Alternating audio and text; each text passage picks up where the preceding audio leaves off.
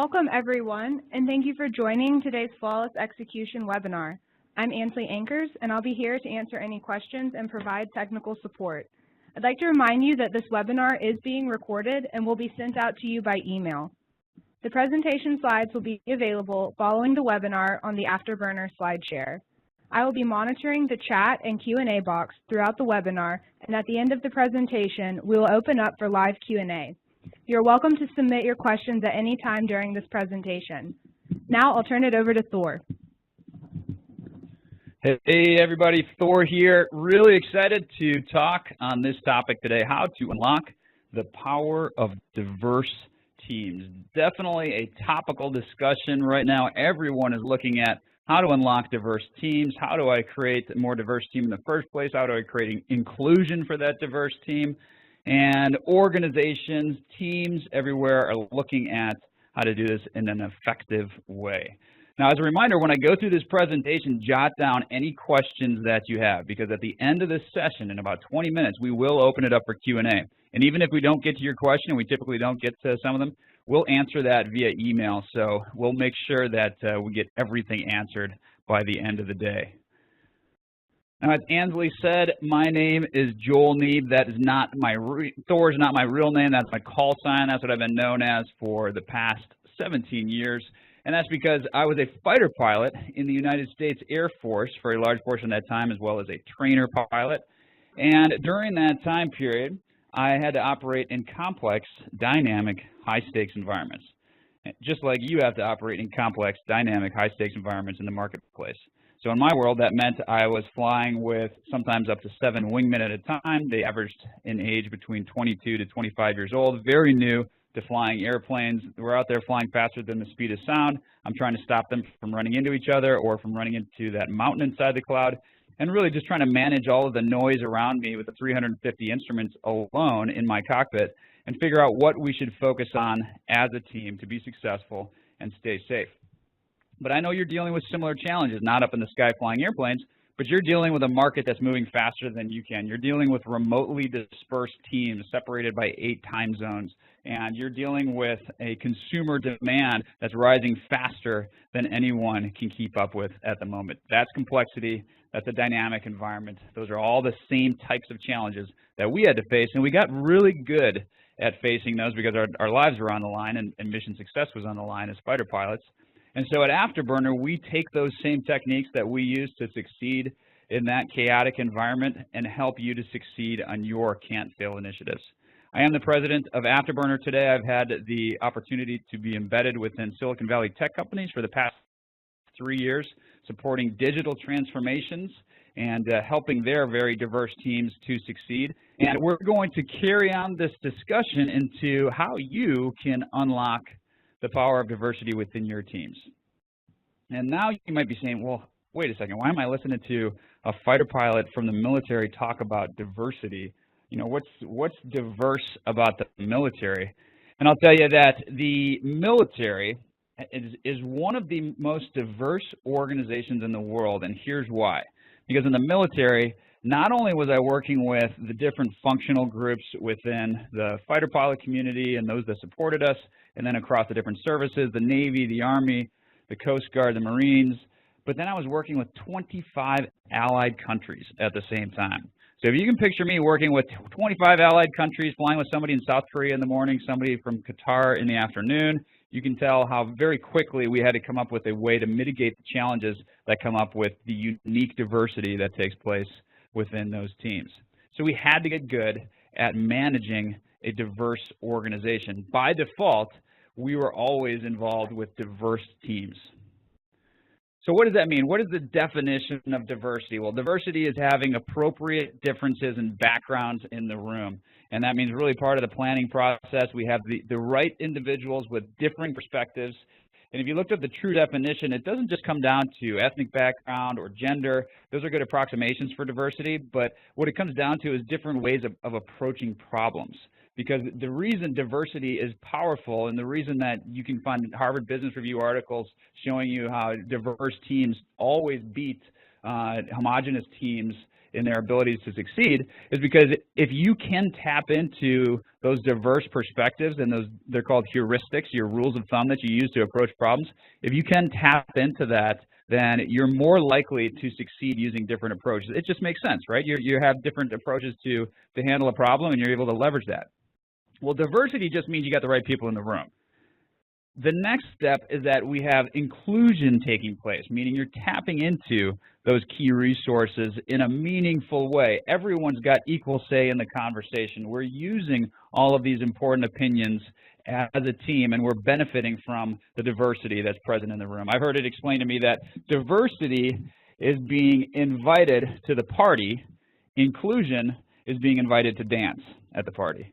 So diversity is just a matter of bringing the right people along. Inclusion is the way we incorporate all those diverse opinions into the conversation. Let's continue looking at what are the characteristics of diverse teams. Well, it has to be an inclusive environment. Inclusive environment means we have individuals that each feel that they are empowered and really obligated to bring up their opinions and their perspectives to share that with the entire team in a meaningful, constructive way. So by default, that environment is going to be highly collaborative. And along the way, you're going to have to leverage everyone's opinions. And if you sat through one of these sessions with us before talking about planning, we've told you that, the optimal size group is between 5 to 9 people. And once you get over 9 people, then it gets much more difficult to leverage everyone's opinion, diverse or not, because now we're competing for airtime because there's so many people in the room. So you can see how, of course, everybody wants an inclusive environment. Of course, everyone wants to be collaborative and leverage everyone's opinions.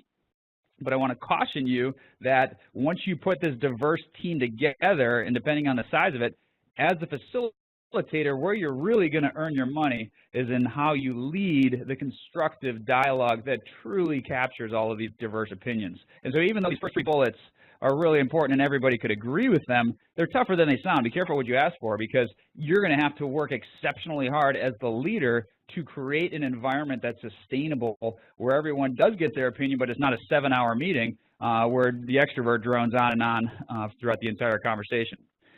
And the last bullet addresses that really. It's about having that common mental model to succeed. There's a lot of recent studies that show that a common mental model, a way of approaching the problem as a team with a shared process, with a shared vision for success, is so critical. If you haven't read Charles Duhigg's books, Faster, Better, Smarter, or his book, The Power of Habit, both of those really go back to the common mental model, and great studies that show that if you have a common mental model, particularly with diverse teams, it can help you to overcome some of the natural friction that tends to lend itself to a diverse team, and allows you to get to solutions faster and leverage all of their different opinions.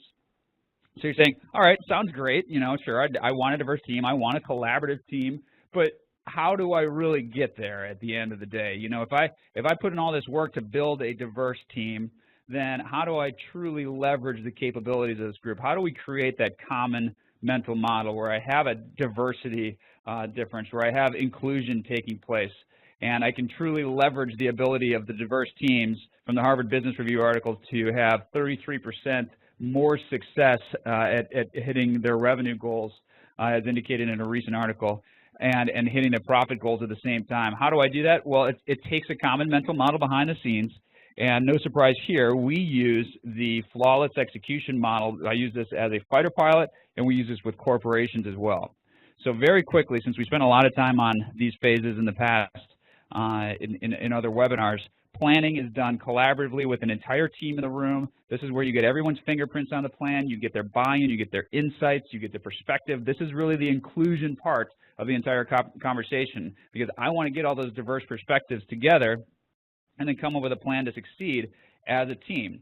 Well, the planning ends. Now we got to turn this into action. We can't just sit back and admire the problem. So we're going to brief it to the team. And as a leader, I'm going to very quickly take all the chaos of planning and bring that front of mind with the key roles and responsibilities made clear and transparent to everyone. I'm going to inject accountability into the plan, and the brief really serves as the starter gun for execution. We get into the execution phase, and we know one thing for sure: no plan survives first contact with the enemy, so we will have to stay agile. We'll have to adapt and react to the inevitable changes that take place within the mission environment while we're executing. And then during the debrief, I'm going to give their team their voices back. I'm going to go back to an inclusive approach, and I want to ask them how we can do it better the next time. And so that most highly collaborative portions of this are the plan stage and the debrief stage, where we're really bringing the teams together to get their insights. First during the plan to talk about how we're going to accomplish this, then in the debrief to talk about how we're going to do it even better the next time. So let's talk about how you can leverage some inclusion concepts in each of those phases. First one, the planning stage, leverage the entire team. So that means when you get 20 people in a room, because you say, well, you know, Thor told me to bring as few people as possible, but to bring in every different functional group that needs to be represented. Anyone that's going to play a role during execution functionally should be in the room during the planning stage, and there's 20 different functional roles that are going to take place. So I got 20 people in the room. That's okay, but just realize it's your job as a leader to leverage all of their opinions and capture all of that information. And make sure you are leveraging the diverse team. We were talking to a leader at a large tech company recently. He's a Mexican-American, and he was saying, you know, I was invited to this meeting as one of the key leaders, and I was giving my opinion, and somebody basically just told me to be quiet and that they weren't going any further or soliciting any more inputs at that time. And it really shut him down, and he was upset. Not just from a diverse background perspective, but from a planning perspective. That's the wrong way to approach any one of these planning sessions. You absolutely have to figure out a way to leverage all the different opinions. If you've worked with us in the past, you know that we're huge advocates of team storming, which means that you're capturing all the information written down on Post-it notes as a team and collecting that and not allowing the extroverts to dominate the conversation and leveling the playing field between everyone and having everyone get equal voice, but allowing it to be a meritocracy where the best ideas are the ones that get put into the final plan. So have an idea on how you're going to facilitate a conversation when the group size is larger than is ideal, when it's more than 9 people. Next, incorporate the red team. So you can't afford to build your plan, and then the biggest challenge we see folks run into when they build a plan, they get it to the point where everybody's ready to call the planning session done, but they're still not really confident with the plan. They're a little nervous that they didn't build it completely. Not everyone believes it's credible. People are still uncomfortable staking their jobs on this or their reputations on the plan. That's why it's so important to bring in the red team. We can't afford to continue sitting back and admiring the problem and get into analysis paralysis. A red team is where we stop planning as the original planning group. We get to the point where we call it a draft. And then we ask another group of subject matter experts to come into the room. And we brief them on the plan, and we ask them to tear the plan apart. And when they do that, they're going to tell us all the things that we didn't catch up front and all the ways that we can make the plan better.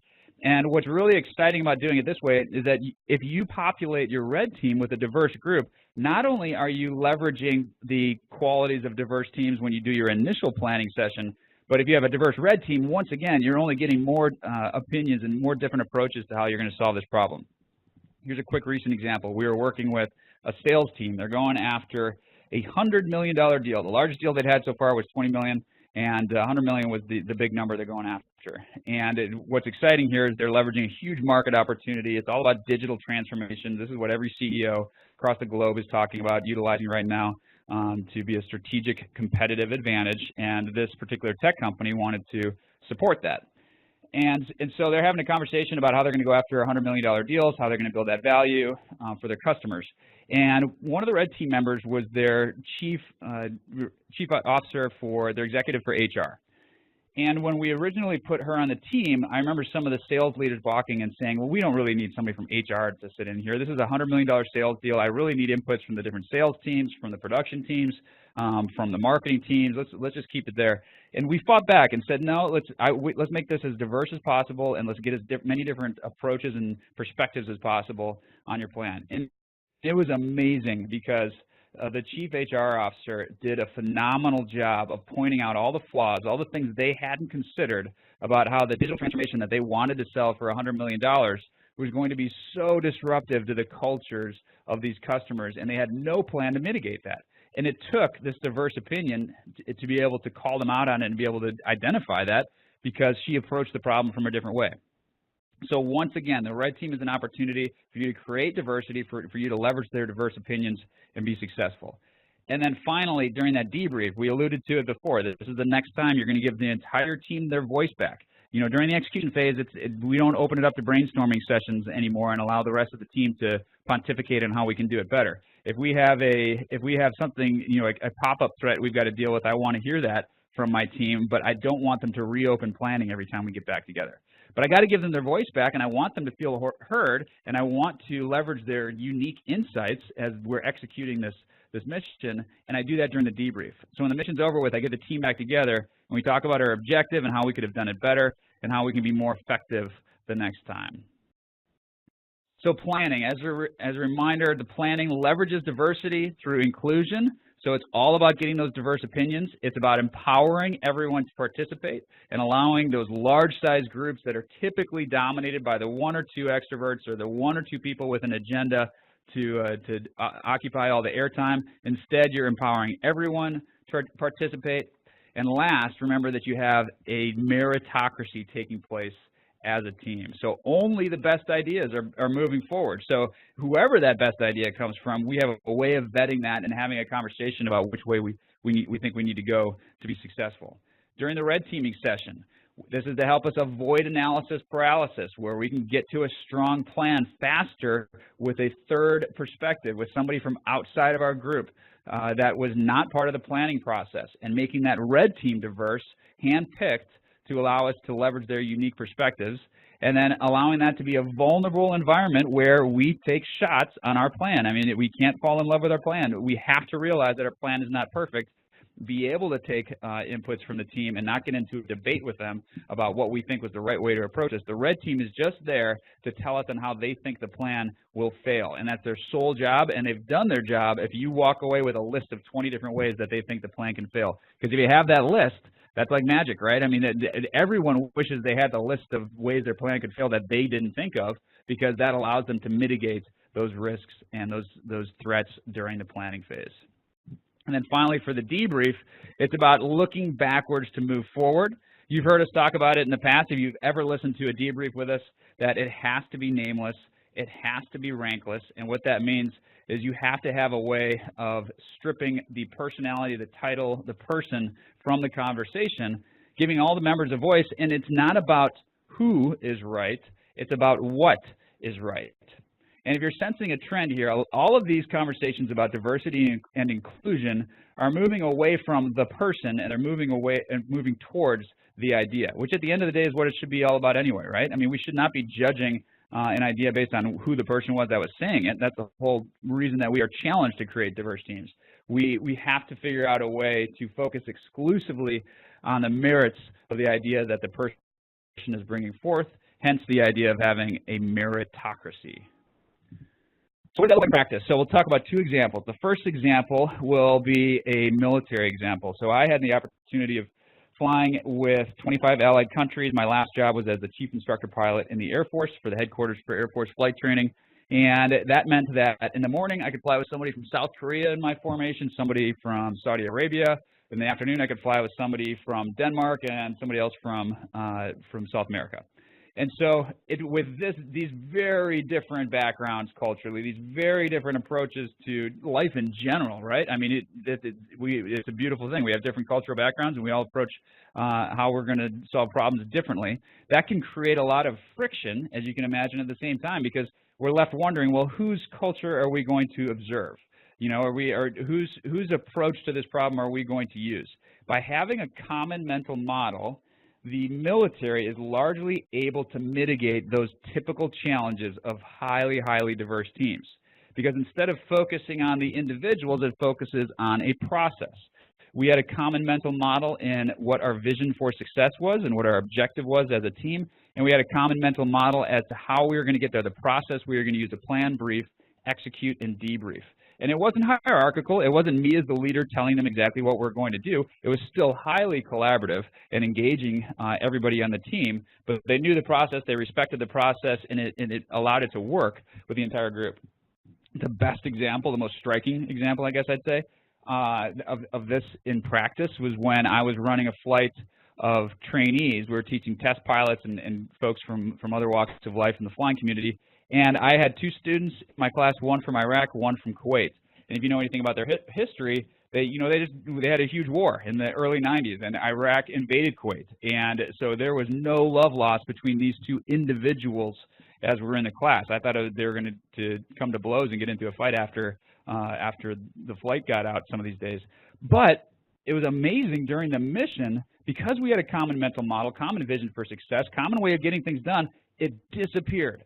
Literally, the angst of 20 decades-long issues between two different groups of people was no longer there because they were adhering to the process instead of their own personal feelings. Well, what's that look like inside of a corporation? Best example of that is a tech leader came to us in August of 2016, and he said, "Hey, Thor, I'm in trouble. We have slid in our sales for the last 2 quarters. I'm responsible for about $2 billion worth of sales for this particular company, and it's going in the wrong direction. And keep in mind, this isn't a market that's growing, so not only should it just naturally be growing to keep pace with the market, but the sales was in a vertical that had never gone anywhere but straight up in the past 10 years. So this was a huge surprise to everybody. For 2 quarters, not only did they lose market share, that the market was growing, but that sales numbers actually declined for the first time in their history. And of course, their stock took an enormous hit. It's a publicly traded company. This guy literally said to me, he said, "I probably got about 1.5 quarters left before they're going to fire me. So we got to figure out how we're going to fix this quick." So what did we do? Well, we came in and took a look behind the scenes. And, you know, first thing I always do in these situations, I conduct a debrief with the key players, the stakeholders. I want to know from the people closest to the action, those sales team members that are talking to the customers, why is this not working? Why are we not selling right now? And what we arrived at very quickly was that in January of that year, 6 months before the conversation, they had merged 2 different products and really 2 different selling cultures. So they created a diverse team just by its functionality. And when they did this, they said, "This is going to be great. We are combining this product that sells really well with this product that sells really well. We're going to put them together, and 1 + 1 is going to equal 5. It's going to be like chocolate and peanut butter. It's going to be like peas and carrots. It's going to be this incredible synergy because we're bundling things." And you know, all the best sales leaders say that bundling is the way to get to new opportunities and new highs in our revenue. So what better plan can we come up with? Well, when they did this, they ran into the typical challenge that you see with diverse teams. They didn't have a way to get past the natural differences that existed between these 2 groups. And oh, by the way, they're geographically separated too. One was on one coast, another on the other. And so there was very little lending itself to them figuring out a common mental model, a common vision for success, besides the parent company basically saying, "Do it." Well, that's not enough for human beings. You need to figure out a way to merge these cultures with deliberate tactics and with a common mental model behind the scenes. And so what we very quickly did is we got these 2 groups together and we said, what does success look like? And don't tell me next quarter, because I know everybody wants to hit their sales numbers. We said, what does success look like in 3 years? So pause, let's slow down to speed up, and you tell us, why are we even putting these groups together? What is the opportunity here? Why should we care about this? Why should we work to build a constructive solution for an incredible tomorrow? Sell me on what you guys could accomplish if we all got our act together. And they built out this incredible plan. 3 years down the road, they're going to be doing these amazing things. And then because they had this plan in place that described in exquisite detail their financial metrics, their culture they would have in the future, their structure, their competitive advantage, what problems they'd be solving for the marketplace. Now that they aligned on all this and that you start to see the common mental models come together, they're looking across the aisle and saying, hey, if we work together, this could be even more exciting than we thought. I am going to quit just focusing on my own product and the things I'm good at and start looking at how we can work together as a team. And it aligned their vision towards that common mental model and that common goal. And long story short, they hit their numbers not even 2 quarters later, 1 quarter later, they hit their numbers, and since then they've had double-digit percentage growth, and the stock price has tripled in no small part due to the success of this group. So the big takeaway there, common mental model, 2 different cultures, that aligned them, took the conversation away from who and brought it to what, and align them to the common vision. So what are going to be the struggles? And you will struggle. This is not, just like in our last example, if you create a diverse team, expect to have pain points. If you put people in a room together with different backgrounds and different ways of approaching problems, don't just think of the kumbaya diverse teams that we think we're going to create. Realize that the realistic problem you're going to run into is that they are not going to initially get along. They are not going to come up with a brighter idea on their own. You have to facilitate that, and it requires you to have third-party discussions, whether that's through the red team or through a facilitator that's helping you through the debrief. There needs to be an outside source facilitating that discussion. Even better, have a common process that dictates everything so that you don't even get mired down into whose agenda are we going to observe. The debrief is so critical, and here's why. I knew in every flight that I flew that even if things were going poorly during the flight, I never felt compelled to speak up on the radios and say, hey, where's this going, and to call out the team, because I knew I'd have a voice in the debrief. And that's so powerful to know that I don't have to wring my hands and get worried in the moment about what's going wrong. I know we're going to get to the bottom line, we're going to get to the root cause in the debrief, and that we're going to leverage all the different opinions, and I'm going to hear good ideas from the rest of the team about how we could have done it better. And some of you are saying, yeah, but I don't know if I really have anything to debrief. Could this really be successful? Well, you're not looking close enough then, because after every single mission I flew, more than 2,500, I did a debrief and found out a way to do things better the next day. And I never flew a perfect mission, and I've never seen or heard of a perfect mission being flown. You've never had a perfect sales mission. You've never had a perfect ops mission. There's always something to debrief, and you're teaching your teams to learn if you incorporate the concepts of collaborative planning and debriefs. And that's what allows this inclusion aspect to take place. And really, and most significantly, that's what allows you to get away from the Kodak moment type of mentality of diversity, which is where you just try to populate your team with the right type of faces that look diverse when you put them all in an org chart. That's the worst way to approach D&I. You're not going to leverage the unique capabilities of diverse people if that's your plan. It's about inclusion. It's about building that team that leverages everyone's opinions. And then as you build that reputation that you'll always be inclusive, guess what? People from every walk of life will want to join your team, and diversity naturally follows that inclusive reputation. So what are the next steps?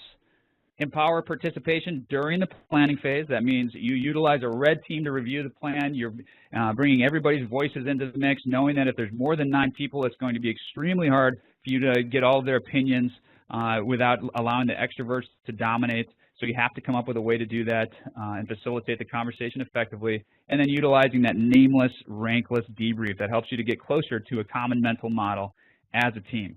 Folks, diverse teams absolutely empirically beat homogeneous teams.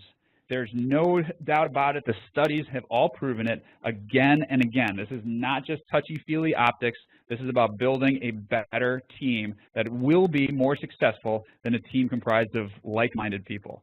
But the trick is, how do you truly leverage that diverse team? How do you truly leverage those different opinions, whether those different opinions come from different ethnic backgrounds, different genders, different functional groups within your company, or from different continents? You have to have a plan to leverage that diversity in a unique way that's going to bring the merits of a diverse team to bear for your mission. Before we close out and open it up for questions, I'd like to let you know about a program that we started about 6 months ago. We made it exclusive to the first 100 people, open by invitation only to those 100 individuals, leaders in many industries. And that list has completed now, so we have the leaders of the ACES team, and now we're opening it up to everyone, and we want you to join callingallaces.com. What's exciting about this is that we are going to take conversations like we just had regarding diversity, and we're going to take it to the next level, talking with senior vice presidents and vice presidents in every industry you can imagine, and then frontline leaders as well, to talk about how you can utilize some of these concepts in practice. And they're discussing what roadblocks they're running up against, and what's working better, and how the best practices can be shared as a team. So check out the website, www.callingallaces.com. This is us reaching out to you. It doesn't cost anything. This is just our way of continuing with the passion that we have for creating better teams. And then last, we're going to open it up for questions, but I'll tell you, connect with me. Every time I do one of these sessions, I get about 100 to 150 new invites on LinkedIn first be to connect with them in their network, and then typically get questions associated with that. I love it. You're not bothering me. This is why I do it. I've got a heart for teaching. I love seeing success, and I am happy to be challenged on any of the concepts we brought up today. Most of the time, I'm going to have an answer for you based on our experience because we've been doing this for so long, and I can tell you how it's worked in certain environments and how it has in others or whatever, answer the question however I can. Some of the times you're going to stump me, and that's even better because now we can learn together and we can get to a point where the process is moving with your inputs as well. So with that, I'm going to turn it back over to Ansley. I know we've got a bunch of questions already on our list, and she is going to read out the first one. Thank you, Thor. As a reminder, you can enter in your questions on the right-hand side of your screen into the chat or the Q&A box. Our first question, could you further elaborate on a few examples of drawing out the quieter members of the team to give them their real thoughts? Yeah, great question. So there is a great book called Quiet that is all about introverts, and it's interesting. I'm a public speaker. I'm always in front of large crowds, but I am very, very close to the introvert line between extrovert and introvert. So I empathize with a lot of the things that this book Quiet brings out. And one of the things it talks about is that extroverts learn and think out loud.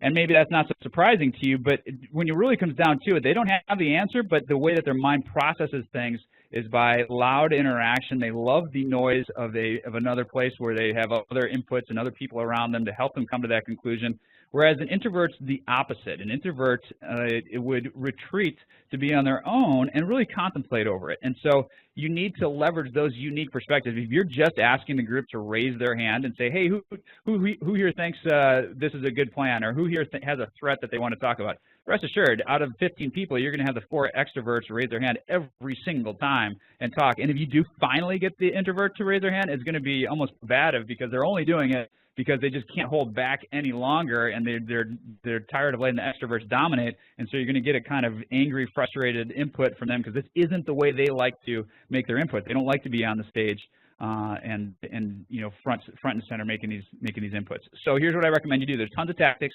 to level the playing field between extroverts and introverts, and the science is out there that introverts come up with different solutions, once again a diverse team, different solutions than the extroverts would, and so you have to leverage their inputs. The way we do that is you have both discussion and you have an opportunity for them to write down their ideas and give them some time to write down their ideas and capture them there. And so we'll write down all the ideas, write a list of the different threats to our mission, and then we'll post them up on the board with different sticky notes, and they'll come up and vote. The whole team will come up in silence and vote on the ones that they think will be the most significant, and then we'll open it up for discussion once again after that. Last recommendation to level the playing field, once you create your draft plan, it'll take between 4 and 6 hours, send that out to the team overnight and say, all right, we're going to sit on it. You guys, everybody take a look at it and see what you can make better. Typically, the extroverts don't even open it. They got everything out during the planning session. There's nothing else they need to do. That is music to the introverts' ears because all of a sudden they're saying, oh, finally, I get to retreat and go sit by myself and not have that extrovert yapping in my ear while I go through this and come up with my own conclusions and come up with my own ways of doing it better. And you'll be amazed when you make that input and that ask, the next morning you'll get plans sent back to you from the introverts that are going to be fantastic because that's the way they learn, that's the way they think. So approach the problem with a way to leverage those perspectives. Ansley. How do you manage with 3 or more teams having different time zones? The most commonly asked question that we get, and I think we're just going to hear it more and more. Let's face it, we are working in a world where even if you're not remotely dispersed, meaning even if you do work in the same city, a lot of times these days we're allowing our employees to work from home, right? So just by default, we are connecting either via telephone or with a WebEx or some type of conference. And then in more and more greater cases, we've got a global company where we wanted to have the best experts. Well, guess what? That expert lives in Ireland, and that other expert lives in South America, and that other one lives in Singapore. And so just by default, we've got team members that are separated by entire time zones. So the question, I'm going to rephrase the question a little bit, which is how do I deal with a remotely dispersed team and still have the leverage the key uniqueness of diversity with this group, but at the same time not let it get mired down in the logistics of having this group communicate with one another. So remember, the phases are plan, brief, execute, and debrief. What it really comes down to is this. You're asking the question, when do I have to have my teams together? When do I have to pay the price? Somebody's waking up in the middle of the night on one side of the world or the other to be a part of a conversation. My recommendation is that absolutely 100% of the time that you're able to do it, get the teams together and face-to-face during the planning stage. Whenever possible, put your teams in front of each other, across the table, looking each other in the eye as they put their fingerprints on the plan, their buy-in, their insights, their alignment to it, and they're really getting that nonverbal agreement that we're actually going to go do this, i.e. accountability. That's the stage where you want to have your team together. We can do everything else over WebEx. We can do everything else over Skype. During the briefing stage, less than 15 minutes. Your team can, any team, remotely dispersed or not, can get together on a 15-minute call and go through a brief. Week to week, there's entire webinars we have devoted to this, and go listen to those, but it's less than 15 minutes that we spend together every single week. So once again, that's a very small time commitment to devote to your teams on keep them remotely dispersed, do it over WebEx again, and just do a quick update with the group. Go listen to those WebExes, the webinars rather, to see how we lead those.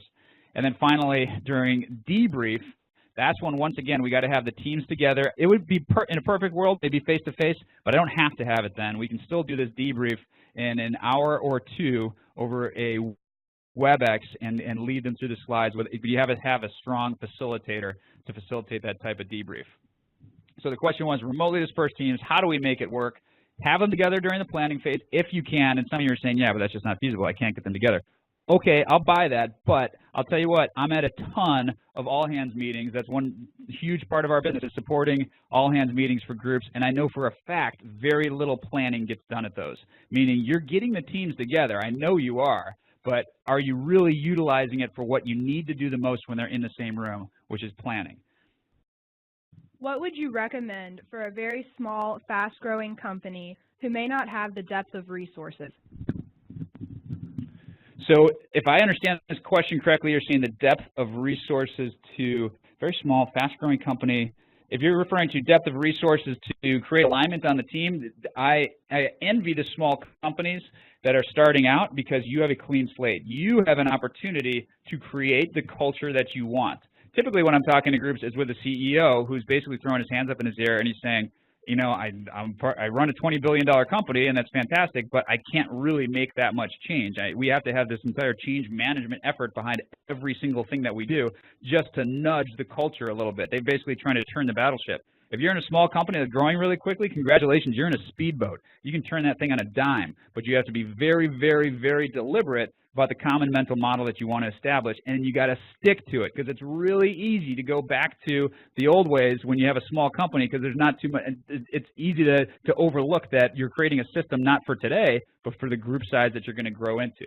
So do whatever it takes as a small company right now to create that common mental model. And a lot of people say, well, I don't want to do a 3-year vision because I'm a small company. I don't know where we're going to go in the future. This is the most important time to do a 3-year vision, because the entire team needs to align on what success looks like in the long term, to have that common mental model, to have that North Star, to have something anchoring all of their activities as a group. And you'll be surprised, no matter throughout the trials and tribulations of the next 3 years, how much that destination stays the same over that time period. Even though the market's swinging wildly and numbers are going all over the place, you'll be amazed at how much that destination stays relatively the same over time. How do we seek out and attract new, diverse team members? The best way to do it is to show that you're a team that's going to leverage their opinions. The best way to do it is to show them that you're not just going for optics, that you're not just going for that Kodak moment, that org chart that has the right different faces in the picture, the right different backgrounds represented, that we are starting from an inclusive place right off the bat, and that's what attracts diverse groups.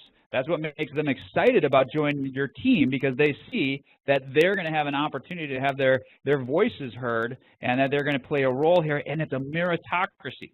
And if somebody from a diverse background gets hired and promoted, they know that in a meritocracy, 1, they got it for the right reasons, and 2, the rest of the team knows that as well. And they get excited about that. That was one of the coolest things about being in the military. You know, I had plenty of female commanders in the military and people from diverse backgrounds, and not once did somebody say, oh, they just got that because they're diverse. Never, because we relied so much on that merit-based assessment, and it was the best idea that came forward that we were excited to see people of every different background to take new positions of command because we knew it was a very capable individual fulfilling that role. Create inclusion first, and diversity will follow. Should we have a debrief with our current team about the diversity needs that we have? Yeah, absolutely. Have a debrief, but what they're going to tell you is that they don't really know what the objective is, and they're going to say to you, well, I mean, I guess we should have a diverse team with diverse backgrounds. I'm not quite sure what all the reasons are to have that, besides the fact that we have to do it to be politically correct and have that nice picture on the org chart. A lot of times people have to be read into these great studies that they've done recently that show that it is empirically proven that diverse teams are more successful and effective than homogeneous teams. And so the conversation needs to start there to really sell people on this need to have diversity and to also create a meritocracy behind the scenes. So if you have those two goals in mind, diversity and meritocracy, then a lot of times you'll successfully debrief what's holding you back today. Is there a step after the debrief? How do we make sure that the ideas shared here are passed on and repeated? Yep, absolutely, and it's subtle in our graphic, but when we show plan, brief, execute, debrief, and with the arrows between each phase, after the debrief, it goes back into plan again, and that's so important because, folks, the debrief is not a history lesson. It's not just an opportunity for us to get together and say, oh, that's what happened. That's why we lost that big sale. Oh, well, shucks. No, it's an opportunity to say, that's the root cause, why we lost the big sale, and here's how we're going to do things differently the next time. And that here's how we're going to do things differently the next time has to be immediately implemented into the next plan. And so you go right into the planning phase. But people are going to be excited about it because they're going to say, we did well the next mission, I'm happy with our results, but I'm excited about how we're going to do the next time because we actually captured a way to do it even better. Nobody likes to go quarter from quarter and just have to work a little bit harder each time. This is about working smarter each time they ring the bell and they hit the goal. And we have time for one more live question. During the debrief, some people may not be nameless and rankless. How do you manage that? Yeah, of course, that always comes up. People always try to rely back on their own title or their position and borrow power from there. And you'll see it in any environment when you're starting to debrief, it's going to be a transition into that culture because if you don't already debrief, it's going to be awkward, it's going to be uncomfortable. But here's the good news. You're the leader. You're the one who gets to set the tone for these conversations. So when I see people start to get defensive when we're in a debrief, let's say I'm in a debrief and I'm leading a discussion with my formation, and I see someone start to get defensive, I'm going to remind them very quickly, hey, look, as a reminder, we are all going to find out something that we could have done better during the session. That is the entire point of this. And so we're aligned to this objective. We're aligned to getting better as a team. And if we're talking about this, it's because we care about each other and the mission enough to have this candid conversation. It's because we like respectful truth better than the artificial harmony that we've been dealing with up to this point. Artificial harmony has not gotten us anywhere except comfortable. Let's use respectful truth to actually succeed. Thank you, Thor. And we will now wrap up. All right, well, ladies and gentlemen, thanks for joining us in this session. Really, really good questions during this one, and I know we've got a bunch more that we didn't get to. This is a really hot topic, an important one. Connect with me. Ask me these questions over LinkedIn. I can give you my email address, and we'll keep the conversation going even longer if it's an important one for your group. But this is our passion. This is what we care about. We are getting really good at helping with these problems, and look forward to checking out your organization and seeing how we can support your teams moving forward as well. Thanks. Thor, over and out.